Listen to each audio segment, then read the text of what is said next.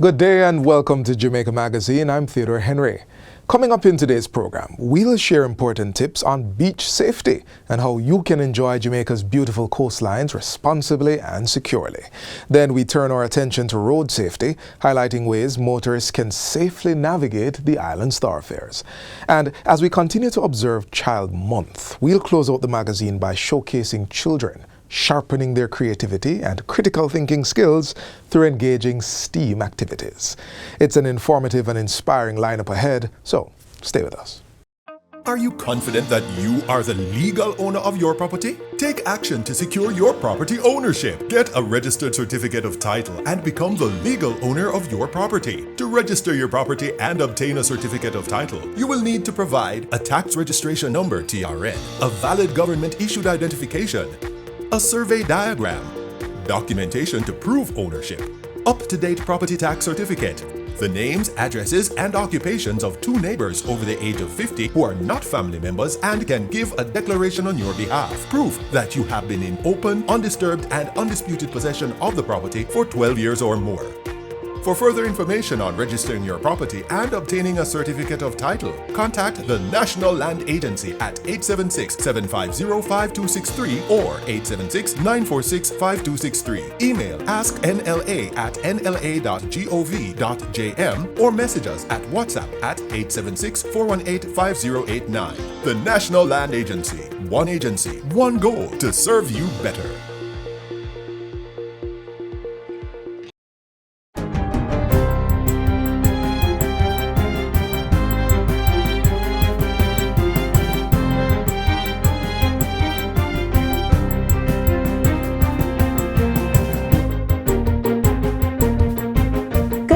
I'm Lisa Rowe, and this is your JIS News for Wednesday, May 13, 2026. The government has signed an agreement with the Korea International Cooperation Agency, KOISA, to launch the Land Administration Capacity Enhancement Project, LACEP. The project is geared towards strengthening Jamaica's land administration framework through institutional innovation, technical capacity building, and advancements in geospatial technologies. It will establish the Land Administration Innovation Center, LAIC, at 84 Harbor Street in Kingston, which will facilitate training programs to build government capacity. Renovated and equipped as a modern training and innovation facility for the National Land Agency and the wider government. The renovation will include office spaces, conference rooms, computer laboratories, and storage. The project will supply equipment, desktop computers, office furniture, rugged laptops, land surveying equipment, unmanned aerial vehicles, drones, and specialized software.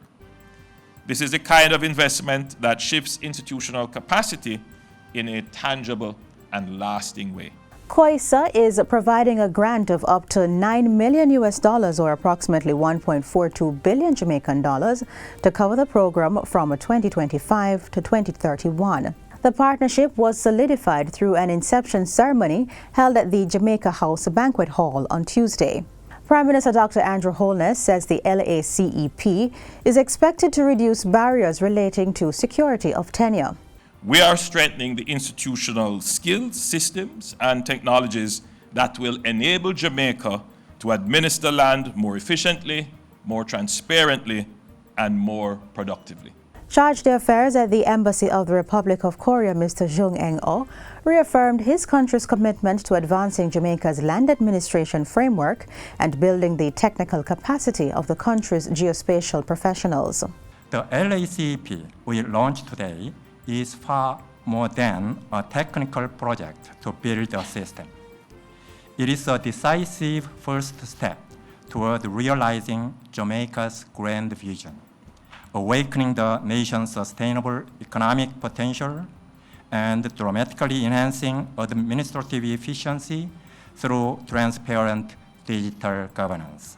A health infrastructure maintenance fund is now in place to address service disruptions at healthcare facilities. While making his contribution to the 2026-2027 sectoral debate in Parliament on Tuesday, Minister of Health and Wellness Dr. Christopher Tufton announced the establishment of the fund with an initial $1 billion allocation. He says this represents a shift towards sustainable management of infrastructure to ensure that hospitals and health centers remain fully operational and capable of delivering quality care. This is a fund that will see us establishing an inventory management system to establish benchmark quality of all our infrastructure, group our infrastructure into clusters, provide servicing manuals for each piece of that infrastructure. We're focusing on mechanical, electrical, plumbing, air conditioning, and HVAC and elevator services. And we'll determine whether we service those routinely in-house or through some outsourcing. The initiative comes as the ministry prioritizes preventative maintenance of healthcare infrastructure and equipment to improve the reliability, safety, and longevity of public health assets. Dr. Tufton insists that the process will strengthen oversight of contractual obligations, ensuring that service providers meet required standards and deliver value for money. The day of having extended service or being the sole supplier to support the maintenance of our health infrastructure without having inventory in stock, without having the personnel, they have to fly in from Europe. Those days are going to come to an end. There will be KPIs in place where if you want to work with health to maintain infrastructure, you must have the expertise and the equipment in order to do so. Dr. Tufton says preparatory work for the development and implementation is already underway within the ministry's Health Infrastructure Planning and Project Management Division. Meanwhile, a $500 million community arranged response effort care fund will be launched to help improve healthy lifestyles among families at the community level. The Care Fund will support projects led by community and faith-based organizations and other civil society groups that are linked to the Ministry of Health's NCD prevention strategy over the next 2 years. To increase health-seeking behavior, improve and strengthen families to support vulnerable persons like the disabled and elderly, and promote prevention strategies for NCDs along the life stage of course. Dr. Tufton says 10 areas of focus have been identified under the CARE agenda, and a call for proposals will be issued on Monday, June 15. The Care Fund will also take into consideration the impact of social isolation on healthy lifestyles, mental illness, substance abuse, and weakened community structures on public health outcomes. The reduction in the effectiveness of the nurturing role of the family has a direct relationship to the preventative strategies of the health system. From prenatal and postnatal care, vaccination coverage, childhood nutrition, sexual and reproductive health, menopause and elder care. The family is integral to the successful staging of any intervention aimed at mitigating the health risk along the life course. Another priority area for the Ministry of Health and Wellness is the development of a national fertility and family support strategy within 12 months. This comes as the ministry looks to address the country's declining fertility rate with targets for 2030. Portfolio Minister Dr. Christopher Tufton says consultations for the drafting of the strategy will comprise a multi-stakeholder national task force on fertility and responsible parenting. The national dialogue will explore 5 key areas for community and society-based interventions. One is financial support, expanding child credit, tax credits, introducing tiered child allowance, phase responsible parenting initiative grants. Next one is leave and work family reform. We have had maternity and paternity leave, but there are others. The third is affordable child care, subsidizing nurseries and daycare fees, expanding community early childhood centers, introducing universal pre-K for all 4-year-olds, establishing after-school care for primary schools within the work environment.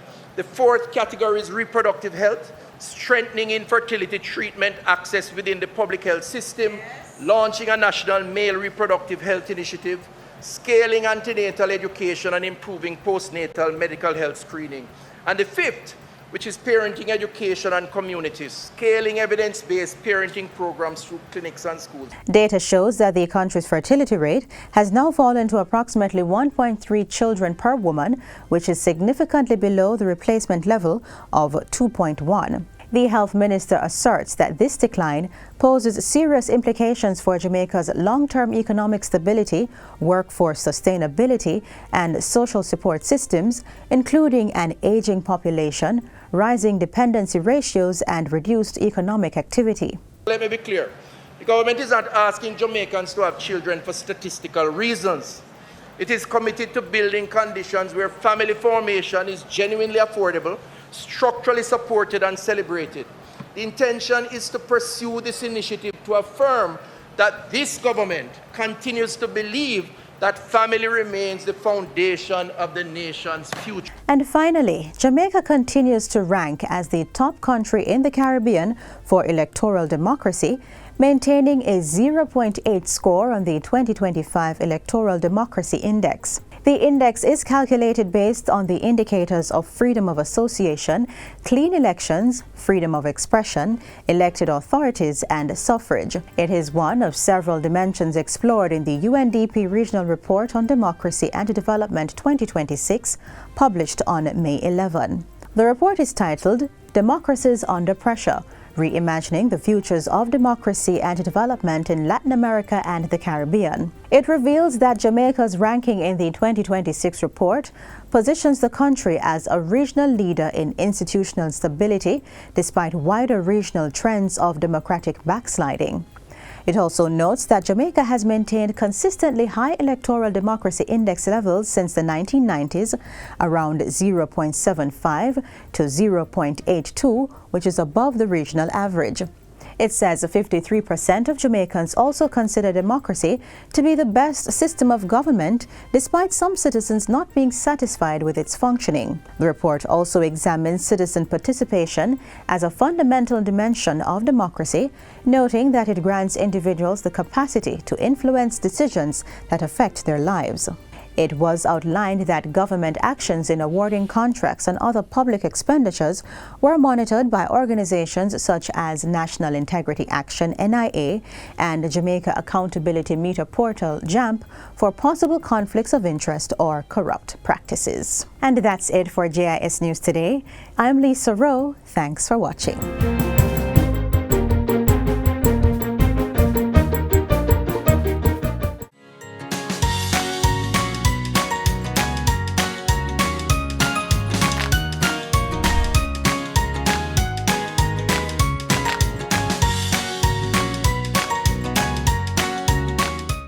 We want you to be safe as you enjoy our island's water bodies. Watch this next feature for some general beach and water safety tips.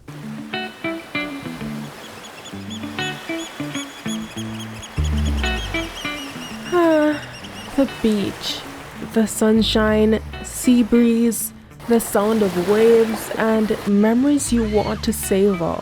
But have you ever stopped to think, is everyone enjoying the beach safely and responsibly?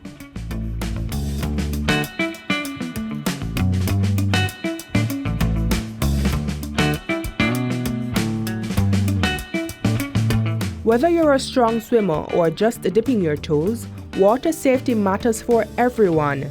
Every year, millions visit our water bodies, which include our beaches, rivers, and waterfalls, but not everyone knows the risks. Rip currents, sudden depth changes, slippery rocks, strong undercurrents, and a host of other hazards.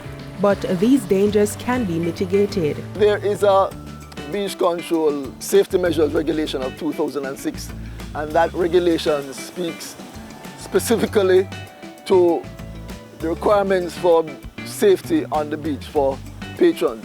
The regulations speak to the question of lifeguards being on the beach, the roles and responsibilities of the lifeguard to ensure that they have control over what's happening on the beach. And so when you go to a beach, you want to ensure that the area is buoyed and that we have lifeguards.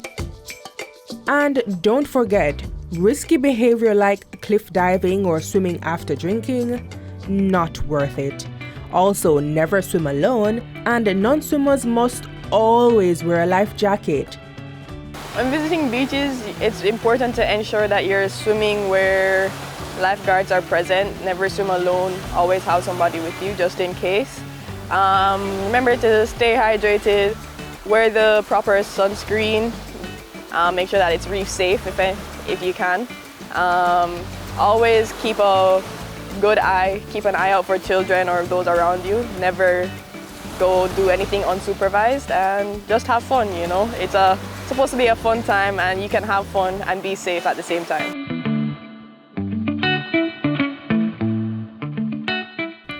Using our water bodies safely isn't just about currents and waves or slippery rocks. Marine and freshwater life can also pose risks. Some of our rivers are home to crocodiles, so caution should be taken when taking a dip, and be sure to look out for caution signs regarding wildlife. Jamaica is home to sharks, and while encounters are rare, it's best to be extra cautious during early mornings and late afternoons when visibility is lower and certain species may be more active. Beachgoers should stay alert to local conditions, avoid swimming alone or in secluded areas, and follow any posted safety guidelines. Jellyfish stings can be painful and sometimes life-threatening, so it's important to look out for warning flags or signs on the beach. Fire coral, though it looks harmless, can cause severe skin irritation if touched. By staying alert, following safety notices, and respecting marine life, we can protect ourselves while enjoying the beauty of the ocean. Lifeguards are the first line of defense along our shores, and so the National Environment and Planning Agency NEPA has engaged hundreds of rescuers through training sessions and ensuing exams. The training exam has been perfect actually. It's been very strict. Our role is instructing young persons with knowledge, judgment, and skill, I say in the art and the profession of life-saving and life-guarding. What I've learned is that you have to be very focused and observant, because if, for instance, there is someone drowning out there, they can't be able to talk or indicate to someone otherwise from just putting up their hands. So if we as a lifeguard can be more observant in the field, we can look out for those incidents and, you know, try to save life. Swim in safe zones, keep an eye on the little ones, listen to advice from community members, and remember, if you're unsure, ask a lifeguard. A few small choices can make a big impact on our marine life and your safety. Our actions, good or bad, make a big difference in how we balance recreation and conservation when we use our rivers and beaches. Package your waste and so that it can be collected and disposed of at the proper location, the proper waste disposal site. The public also need to be aware of the importance of our coastal vegetation, as an example, our mangroves, our seagrass along our beaches. They are important in stabilizing our coastal environment. Our beaches are treasures, not just for today, but for generations to come. So, let's keep them safe and clean. For more details, contact the National Environment and Planning Agency NEPA. There's also a beach guide webpage where you can access information about Jamaica's beaches, beach safety tips, and ongoing beach cleanup initiatives.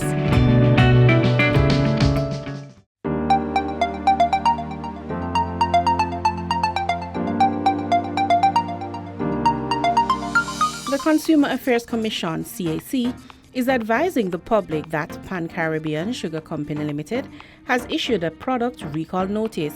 Consumers who have purchased this product with the manufacturing dates March 30 to April 12, 2026 are asked to return them to the point of sale to seek appropriate redress. In cases involving serious health risk, consumers should seek medical attention where necessary and retain any medical documentation to support their claim.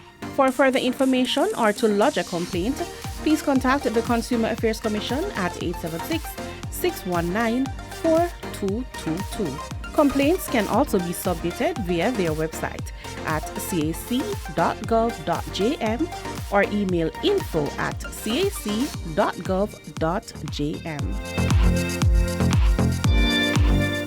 We now turn our attention to road safety with Vice Chairman of the National Road Safety Council, Dr. Lucian Jones, sharing valuable insights on motorist protection while traversing the country's streets.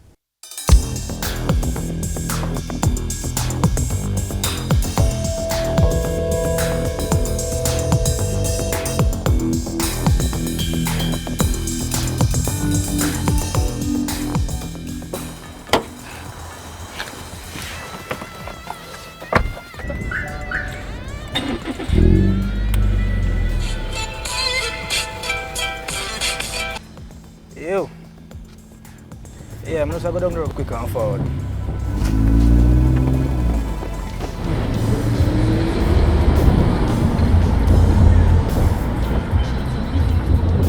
Every time a driver turns the key, lives are put in motion, not just their own. In built-up communities, speed is often the first danger. The main thing about motorists is that if you hit somebody at greater than 30 kilometers per hour, it increases the risk of them suffering serious injury and dying.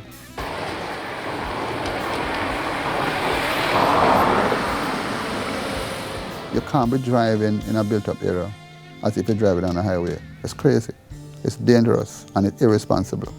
But speed isn't the only risk drivers bring onto the road.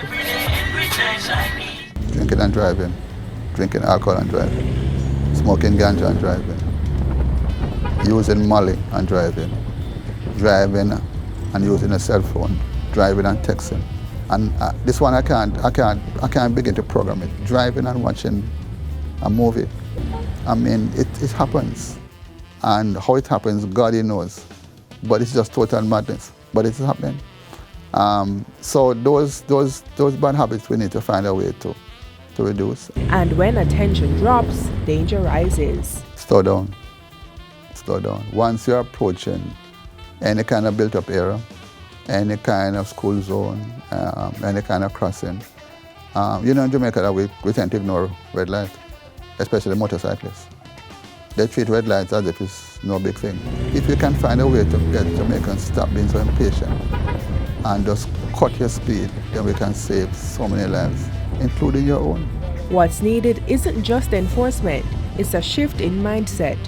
Change your mindset. You enter in a danger zone. Be very careful about what you are about to do. Put on your seatbelt. Be mindful that there are other road users, including vulnerable road users. Simply put, do not speed. Take the ganja out of your mouth. Put the cell phone down. I see them driving with dogs in their hand, holding on to the dog. That is madness. We have to get into a zone where we are determined to follow what Damon Marley is saying. Reach home safe. That's the most important thing. You the driver, you the pedestrian, you the motorcyclist, you the pedal cyclist. Because crashes don't just happen to strangers. It's happening to so many people around you. You need to take stock. You need to take stock and realize that this is happening. It can happen to anybody. Once you're on the road, you have to assume a different mindset. You have to pray to God Almighty you're going to reach home safe. And you take the necessary precautions. Whether you're driving a car, riding a bike, getting home safely starts with the person behind the wheel. Patience isn't just a virtue on the road, it's protection.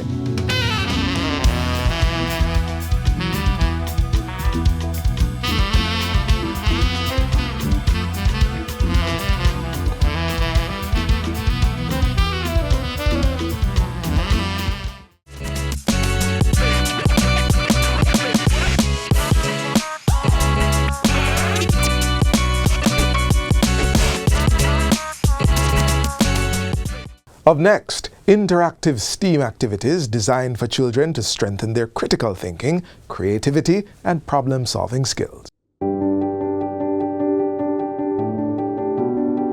Let's go full steam ahead! If you have the opportunity to get a STEM education, then you should, regardless of the field or the career choice. So even if you want to be a lawyer, the skills are transferable. So you still need to be a problem solver. You still need to be able to think critically. Employers are looking for graduates with STEM skills, with these 21st century skills. Teaching future generations to think logically, critically, and focused on problem solving, all while grasping 21st century skills, is a challenge of a lifetime. And the right policy to be put in place is to make sure that we are building schools that are going to be empowering our young people with science, technology, engineering, mathematics. And of course, arts. Because we believe that that is a space that we own and we can exploit for our economic and social development. The new STEAM Academy being built at Dumby Holden in Bernard Lodge, St. Catherine, is not where it ends. STEAM is being infused in all aspects of public education, with the method modified to suit each environment. At the Alpha Primary School, a partnership with a private institution, STEM Builders Learning Hub, is expanding the aptitude and skills of children as young as age 6. Little Einstein's program started in 2022, and it is out of the need to actually reach the students where they are at their different levels, and also to ensure that we start early. So this program primarily is for early childhood education institutions and for primary schools. So the program actually takes place once a week or twice, depending on the need. And we actually take the students through hands-on learning by them creating different things like robots, flashlights. So they're learning the theory, but they're also creating. Hi, I'm Cavell Hilton, CEO and founder of STEM Builders Learning Hub. We connect students to quality science, technology, engineering, and mathematics tutors, as well as resources, including our STEM activity box or science kits. STEM Builders Learning Hub started because we recognize the need to provide quality resources for students. We have done helium balloons, an explosion, a flashlight, a glow-in-the-dark slime, and now we are building an air car. One of the major benefits of enrolling children in STEAM education is the fact that it awards them the skills associated with the 4 C's of what is needed to excel in this 21st century: critical thinking, communication, creativity, and collaboration. STEAM education is very inclusive because it encourages students to do hands-on activities, and the kind of question that students are asked to answer, they're not given the answer, so they would need to think about it. It allows them to experiment if they are wrong. It also gives them the time to go back, think about what they did wrong, and how they are able to correct it. As it relates to artificial intelligence, AI, I'm optimistic about the future as it relates to it. And knowing everything, you have negative and positive, but I think the approach is for us not to fear the technology because it's here whether we like it or not.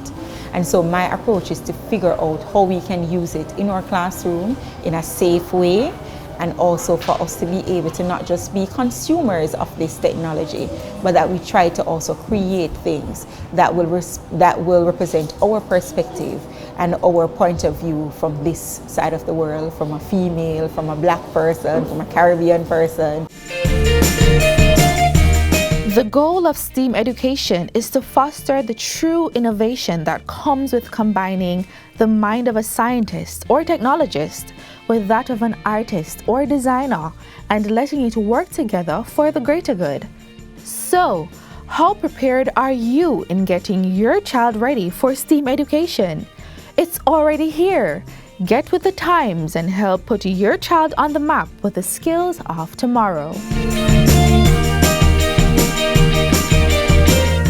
Thanks for tuning in to another Jamaica Magazine. Join us again tomorrow for another lineup geared towards providing you with information on government's policies and initiatives for building a better Jamaica.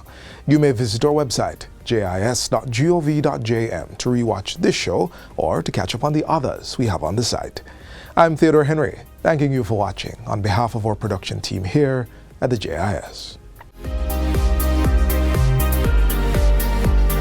This has been a production of the Jamaica Information Service, the voice of Jamaica.